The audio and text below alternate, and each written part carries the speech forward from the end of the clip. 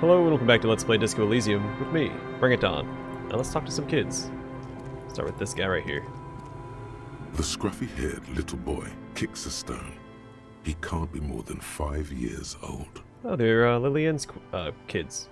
He watches his brother kick the stone with his tongue lolling out of his mouth.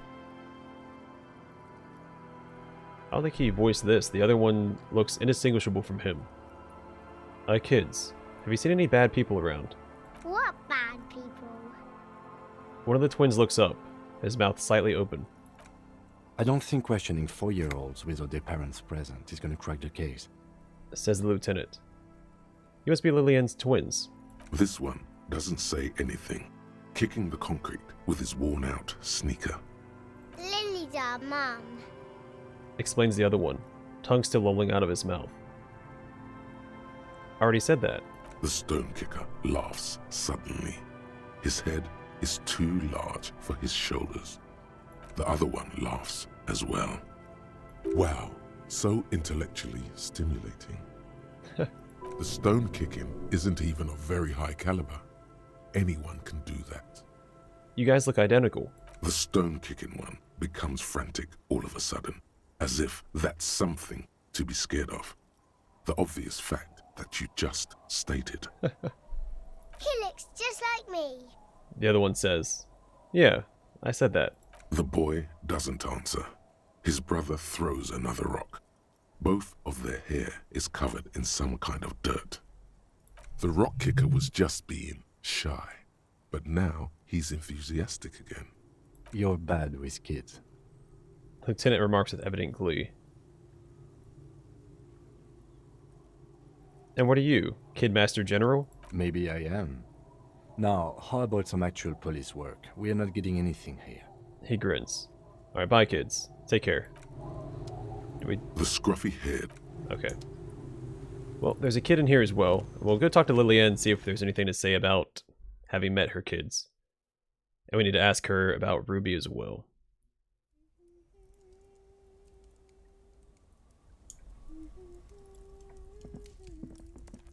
Hello, mister. A young girl, barely 4 or 5 years old, sits on the sofa. She's looking at you with frank curiosity. She clutches a small stuffed animal. Occasionally, she twirls it around. I heard there was a girl here who has armored gloves. Is that you? Oh, I had gloves. Very big ones. Heavy, too. She looks alarmed. Where did you get these gloves? Found them when Lemmy and I were playing hide and seek. In an empty house. Where no one lives.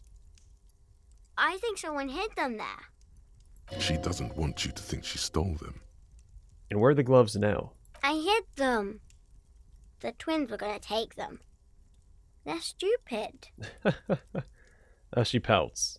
Then she lifts her stuffed toy up and looks into its one remaining eye as though searching for confirmation.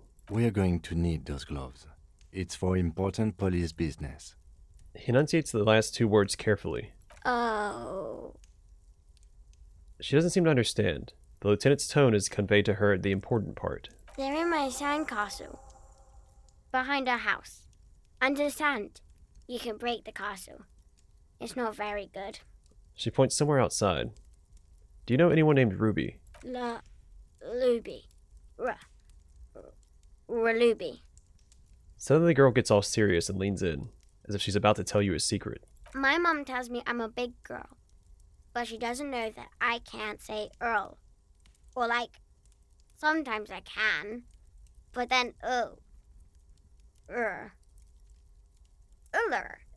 Supposedly I couldn't when I was a kid either. I don't remember not being able to pronounce anything correctly.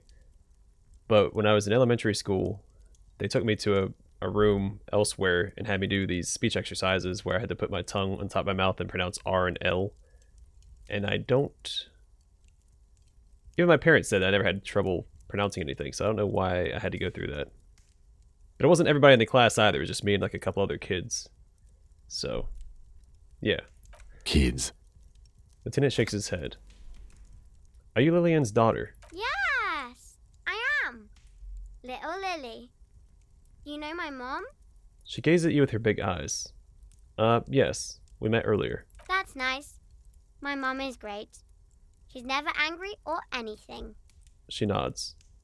Are the twins outside your brothers? Yes. They don't want to play with me. They're older and play outside. She frowns. They look the same.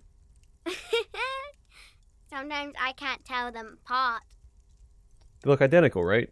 I said the same thing. They look identical. She slowly processes the word, then snickers with laughter. What's that thing you're holding? Point at her toy. It's Lammy. He's my friend. Sort of. Like, She holds the fuzzy beast up to demonstrate. Lambie is a stuffed lamb that, admittedly, has seen better days. One of the eye buttons is missing, and the fur is tattered in several parts. Oh, okay. Well, pleased to meet you, Lambie. Lammy usually doesn't like strangers. But you're also fuzzy, like Lammy. Well, thank you for that. Alright, goodbye. Bye! The girl's large, curious eyes remain fixed on you. I do want to try one other thing while we're here. I think, didn't we unlock our motorix checks? I can try and shave while I'm in town. Well, that went a lot faster than I expected, so we can probably go talk to the cryptozoologist. There's also that dead body we have to inspect. I'm more inclined to do the cryptozoologist because I don't know if they're going to be there at night. The dead body will be there at night, so that's my reasoning for that. On the table, you see a bowl of water, a rough soap, and next to it, a small hand mirror. A straight razor soaks inside the wash basin. Alright, time to shave. Get these mutton chops off. Like an artist with a brush or a master swordsman, you use the small mirror and the straight razor with some soap to remove all that unkempt hair from below the nose line. The sharp blade chafes against your skin, producing a scratching sound. The surface underneath the beard feels tender, the air brushing against it chilly. That's a really good description. As someone who has a beard and who's had to shave it before, it's a weird sensation. Like it's super sensitive after. I feel your clean-shaven cheeks. They feel so smooth, surprisingly so. A feeling of freshness overcomes you, as if you just came from a cold bath. Ooh, maybe he should have shaved. He should have kept some facial hair. I just wanted to get rid of the mutton chops. Was shaving the right call? The water reflects back a vague image of your clean-shaven face. Despite the bulbous nose, unkempt hair, and persistent swelling, you look a little younger, maybe. You almost look like a professional. Well, alright. I'll take that. I'll take the professional look at least. But you always look younger when you shave.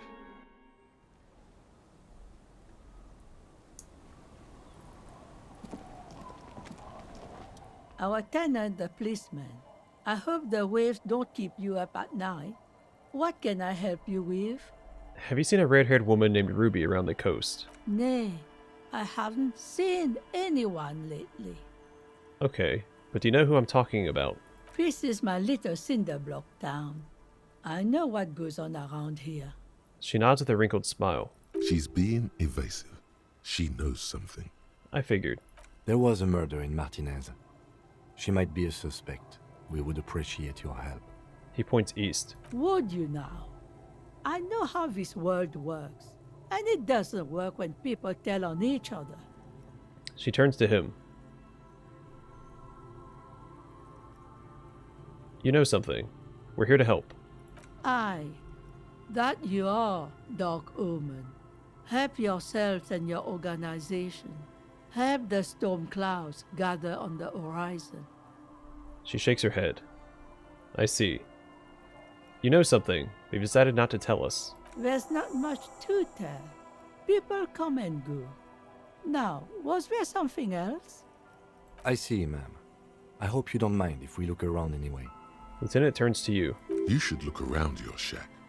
Maybe she's rented it out to others too. Alright, let's go talk to Lillian first about her kids, potentially, and about Ruby. The waves are beginning to die down. Look at those little bastards. Simmer down. Simmer down, bastards. I'm looking for someone else, actually. Oh? Who? I'm looking for a suspect who might have stayed in this neighborhood. Okay. When did this person stay here? Very recently, over the past few days. She might have arrived on Friday. Oh.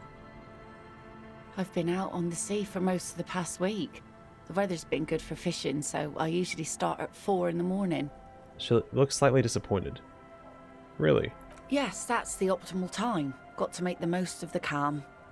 I've been sleeping like a corpse after. The sea really takes its toll.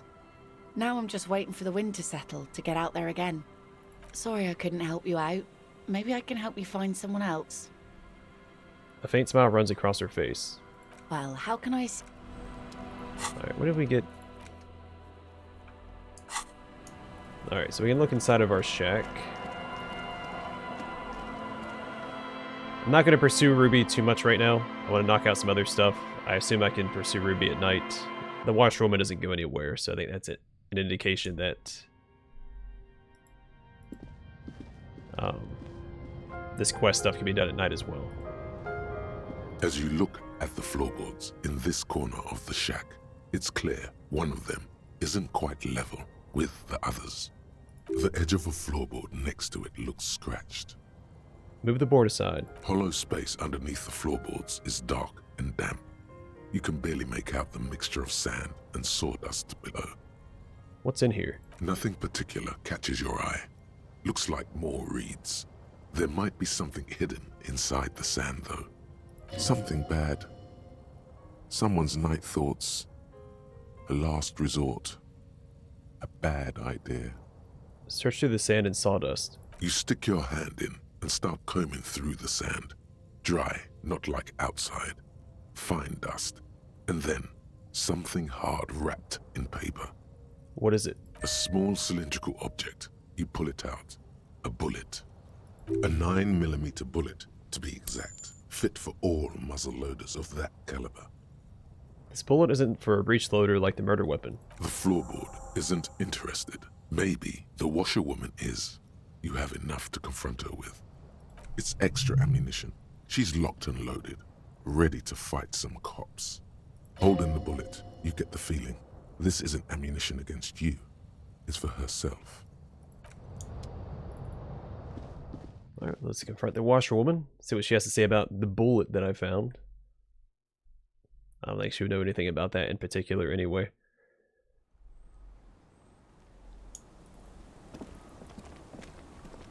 Our tenant, the policeman. I hope the waves don't keep you up at night. What can I help you with? Why was there a bullet under the floorboards of your shack? Damn that girl. She murmurs softly. And without anger, a long and harsh life has taught her not to buckle under pressure. A bullet? The lieutenant turns to you and gives you a little nod, then turns to the washerwoman. You didn't put it there, did you? She did. Gone and hid things in there? She's usually a good tenant, and not a stupid one either. She shakes her head. You rented the room to her. Yes, I let my room to that Ruby girl. She speaks slowly, wringing out a rag after a long silence. Her hands move into the water bucket. Some water sloshes over the edge. As I've done before when she's been in trouble or just looking for solitude. I've made it clear. We welcome all kinds of people here. When was this? She came last Friday, left on Monday in a hurry. What has she gotten herself into, that girl? Her wrinkled hands kneads in a blue rag in the water. She seems genuinely worried about her previous tenant. She's seen her hiding out from trouble before. But this seems different. That's for the police to find out. Right then, please answer each question to the best of your ability. I'm sure we have a few. The lieutenant takes out his familiar blue notebook. You said she left on Monday. Yes, early with the dogs, around 8 o'clock, I think. She probably heard the lieutenant's Kanema drive by, and it woke her up, just like it did you. Kim, she must have heard your Kanema. Yes. That is a downside of having a 130 kilowatt engine. It lets the bad guys know when you are coming. His voice is tinged with pride. Is the room exactly as she left it?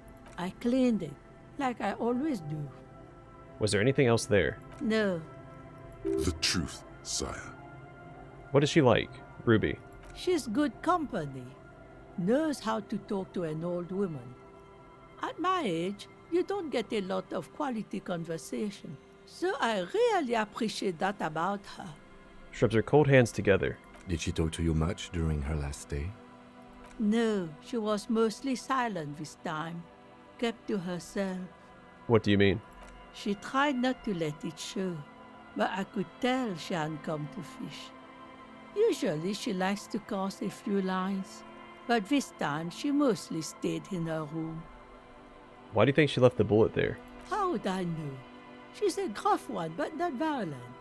She doesn't go around toting a gun. She looks back toward her shack, thinking. You could ask her about your hunch, that it was a desperate measure. See if she thinks Ruby fits the bill. I have a possible explanation in my mind. Aye, do tell. A seagull flies overhead, obviously a bad omen. It's an exit plan. Exit from what? This. Spread your hands. The lieutenant stops writing for a moment. He looks at you, then at the old woman. No, she's a fighter. She tilts her head to the side, looking up at you, deep in thought. Not a quitter, like you sometimes get, son. She really believes that. I heard she was a heavy drinker with anger issues. You ever witnessed that kind of behavior? Nothing of the sort. Sure, she was no stranger to the bottle. She fit in that way. But I only knew her to have a beer on the beach while watching the sunset. She shakes her head. She isn't what you'd call a drunk. Even offered me some from time to time. Said it was part of the communal life. But I never saw her lose control of herself the way some people do. Did she have any technical equipment with her, like radio stuff? Not that I know of, though she was into nice music. She once showed me a few mixtape millions she'd made. She brushes her forehead with the back of her hand. Water drips to the ground. Although I guess she was pretty handy with the mechanical and technical stuff. Even fixed the heater in the shack. You should be thankful for that. Where did she go? I don't know. Further up the coast. She tried to leave quietly, but the hinges on that door screeched like a cat in heat. Woke me up. I heard her rushing in those heavy boots, heading up north. It's a peninsula. She might be trapped. You'll never find her, you know. She knows the coast like the back of her hand. You only just arrived. Her tone is without malice. I wouldn't worry about that, ma'am. We are persistent. Alright, further up the coast we go then. Are you sure you'd rather stay here? Get a nice cozy fire going in the heater? Seems like a better idea to me. She drops the rag into the bucket. It's clean now. The failed electric mural. You feel like you should go look at it again. Step closer this time. And a few more questions about Ruby. What more do you want to know about? No, Yes, that's it. one thing. She really means Whoops. it. It's an honest plea. Didn't mean to click past that. One thing, officer. Or sorry, one thing. Officer, if you do find her, please go easy on her. She looks around. The air is getting colder. She's a good girl. Whatever she's gotten herself mixed up in. Well, maybe. So there should be a sandcastle back here we can interact with, right here. Weather has not been kind to Lily's little sandcastle. The once mighty towers are quickly eroding away. You can see something shining back to you from what must have been a vast underground catacomb network. Broken. The little castle? The reigning lord must have come upon some really tough times to let it sleep in such decrepitude. Lieutenant smiles a little. Reach in the catacombs and pull out the shiny object. The walls and floors give way to the giant's greed, collapse and present you with a pair of ceramic gauntlets. Congratulations. That's the gauntlets down then.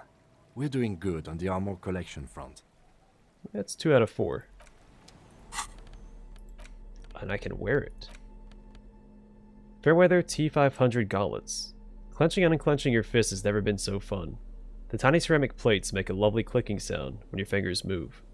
The gloves are a bit sandy, but the grip is phenomenal. +2 interfacing, strength and digits, so it's a straight upgrade to the yellow guarding gloves. As you fold your fingers into a fist, you realize you could knock anyone out with one punch. The white ceramic gloves wrap around your digits comfortably. Your movements cause tiny little clicks, like dice rolling somewhere far away, as the plates reorient to your motions. I'll be responsible with this. This is just to protect me from harm, not to show off. The hardened vitreous enamel, at once sleek and light, adds a glow to your cheeks and a spring to your step. Just imagine what a full suit of this stuff could do for you. You really do feel more confident. Invulnerability does that. Even partial invulnerability.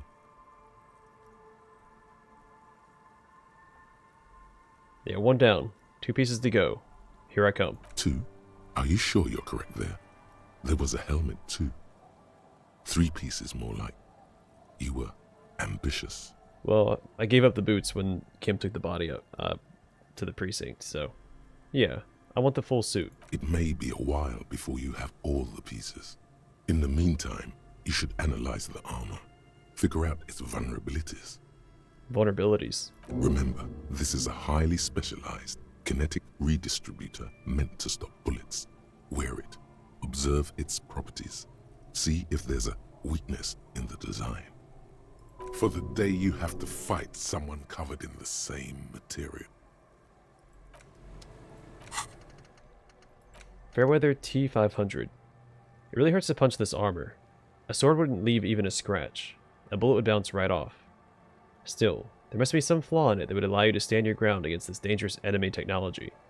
You just have to figure out what it is. Possibly by beating yourself while wearing it. Shooting yourself. Let's see. So -1 is savoir-faire. Hard move. Then what would I get rid of? I'm leaning towards this one.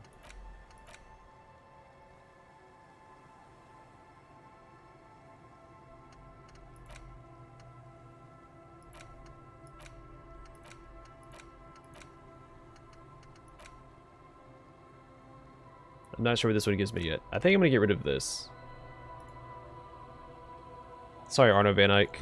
Some of your stuff will not be discovered by me. I think discovering new stuff is more important than finding some posters in the world. They give me like, what, 10 cents a piece? Alright, let's hear another story from Idiot Doomspower here before we go talk to the cryptozoologists. Tequila Sunset. He nods in appreciation. I found another batch of alcohol. Can you tell me the third story now? Of course. Drink first, story later. He holds out his palm. Here, I've got a potent Pilsner. Not much, but it will do. He grabs a bottle from your hand and uncorks it immediately. This last one is the most Martinet story I've ever heard. He takes an almost comically long swig. Thus fortified, he continues. I've never heard it mentioned outside of here. At first, I thought it was a joke, to be honest. But I've been on the coast 8, 9 months now, and in that time I've seen at least 3 expeditions come through, searching for something. Cryptids. Magic animals? No, man, this is serious stuff. A place to call home. No, Tequila. Most people already know where they live. It's guys like you and me that are the exceptions. Your lost keys. Hey, hey! Fuck you, Tequila. He says, his voice level. Okay, what kind of expeditions? All kinds. I've seen archaeologists, gangsters, even a bunch of ad agency types. I'm telling you, Tequila, this thing's got a pull on certain kinds of people. Wait, what do you mean certain kinds of people? You know, obsessive types. People with predilections. What exactly are we talking about here? Some of those expeditions come back after a week or so, looking haggard and dejected. Others don't return at all. The first time I saw one of these expeditions, I thought they were fucking with me. There was no way it could be true. It was just too high concept, even for me. Wait. There's no way. It can't be. Or can it? I'm not even sure I should be telling you this story, to be perfectly honest. You're in a fragile state, and it might be too much for you to handle. I can handle it. Okay, fine, I'll tell you. But I'm warning you, it's pretty out there. Our story begins at a legendary design studio, right here in Martinez. His eyes narrow with mystery. There was this designer. His exact name is lost to history, but in life, he was a legend. Made it big in Aranya, where he did some real pioneering work on grotesque and sans serif typography. A fucking genius, man. That is, if he even existed. Who knows? It's an urban legend, after all. He takes a swig, wipes his mouth, then continues. He existed, all right. You feel it deep within your basal ganglia. He was as real as you are. What the heck are you talking about? I'm talking about... Anyway, sometime later he started his own personal studio here in Martinez. And that's when he started working on some really wild stuff. I'm talking some glass-smooth, forward-looking design language, the kind of thing that would totally overthrow the old regime, design-wise. A paradigm-shattering revolutionary? But then something turned. You see, it's widely known that nose candy and pioneer graphic design work go hand in hand. Wait, nose candy. You know tequila, nose candy, the white railroad, party powder. He taps the side of his nose twice. The kids on the streets also call it Snow Day. Or Emelan gold. For the plateau on which most of the world's supply is grown and harvested, typically by slave labor. Not unlike the sugar industry. Sinus salt, the white knight. Can't see, for its popularity among the aristocratic class of the prior century. I should probably say colonial sugar industry. Along with a number of more banal street names. Blow, of course, but also flake, powder, pearl. Really, anything that's white will work. He's talking about cocaine. Oh, you mean cocaine. Shit yeah, tequila. You know exactly what I'm talking about. He gives you a camaraderie bump on the shoulder as a couple of milliliters of booze slosh out of his bottle. So what happened to him? You've got to understand, the work this guy was doing was so high concept that regular amounts of cocaine just weren't cutting it. By the end, they were bringing it in by the lorry load. Now, as you might imagine, snorting that much cocaine can't be healthy for a regular human, right? Right. Wrong. Do it all the time. All the time? All day, baby. Hey, tequila, pay attention. The story goes that one day he was balls deep in work on what he thought would be his pièce de résistance, an advert so minimal it contained neither text nor images, just pure white.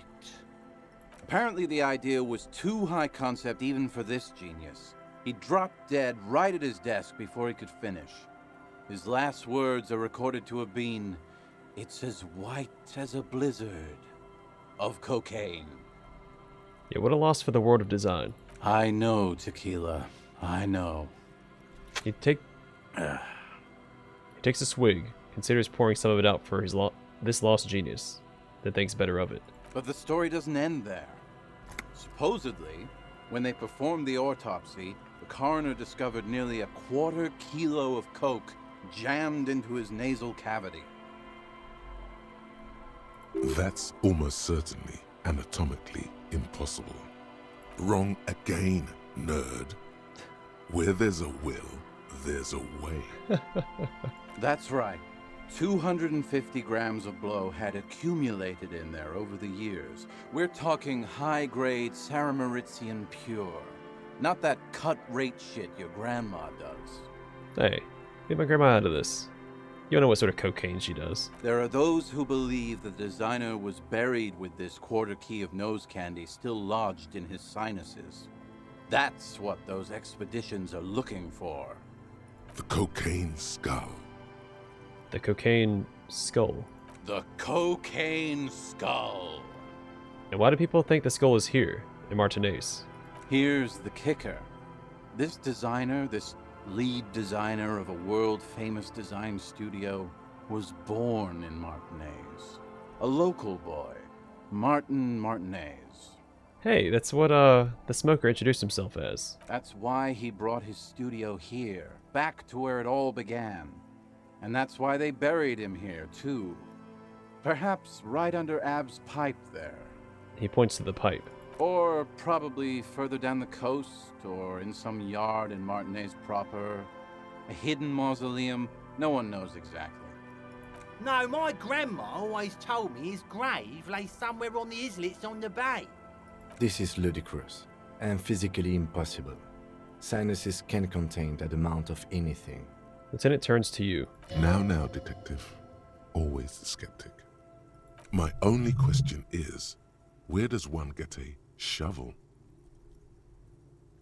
What do these expeditions plan to do with it?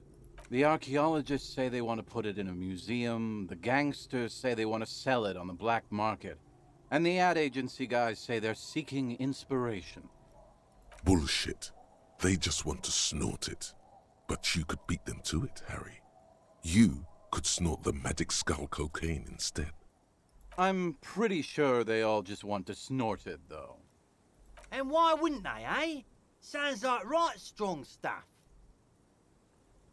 Rosemary, you said something about islets. Don't listen to him or his grandma. He's just making things up. No, my grandma told me. I've heard other people say it too. That it's underwater. Or no, maybe it was the storm sewers. He thinks. Or maybe it's in the air. Or in an ancient state pyramid offshore. In a pyramid? Now that would be something. What have you learned from the other expeditions? They're pretty vague about it in general. The gangsters like to claim they're looking for the grave of a friend, with picks and shovels. The archaeologists act all official about it, saying they're conducting serious research. Honestly, I think they're not really scientists, just rich. The junkies, for some reason, are pretty upfront about it. They just say they're looking to snort some blow out of a dead man's nasal cavity. Honest men on an honest quest. You should join them. By now, I'd say I know about as much about it as anyone on the coast. Okay, I'm convinced. Let's go find it. Whoa. Hold on just a minute. Finding it right now is literally impossible. What? Why? For one, the way is blocked by that big lorry that says Delta Logistics Company on the side. You definitely have to search the area behind that lorry too, yet it is impassable. And second, outfitting an expedition like that is expensive.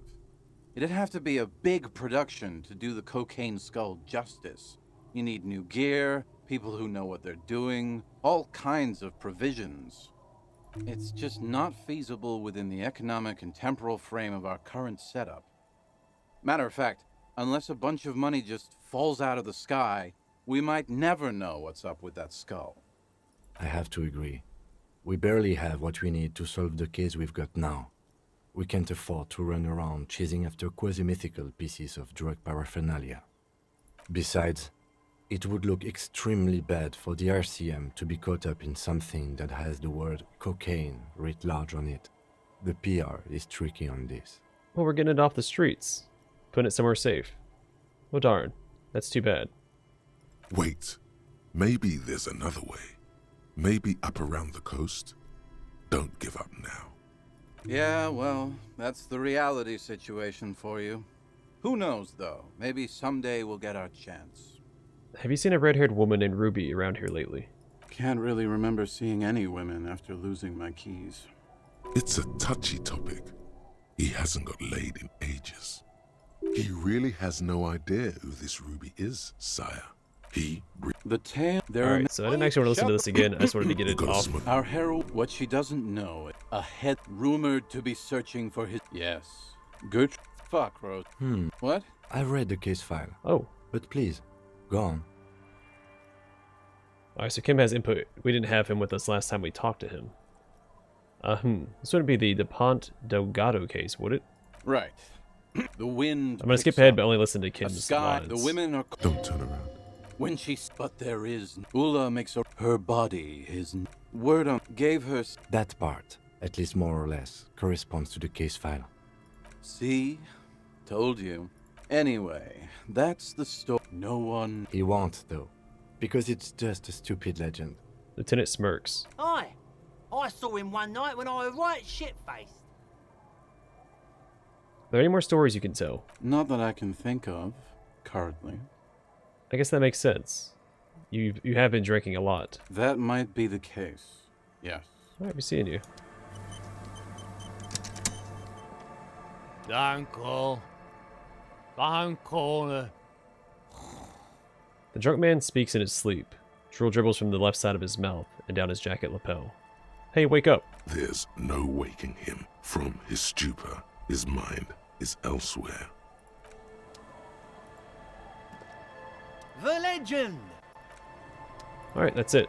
I'm going to call the episode here, and the next one we'll head up and deal with the cryptozoologist next. Because I think they go away at 9. I'm not sure, though. I never checked. It's the only unknown that we have currently, because the church I think we can do at night, and pursuing Ruby we can do at night as well. So, in the meantime, thanks for watching. I'll see you guys in the next one.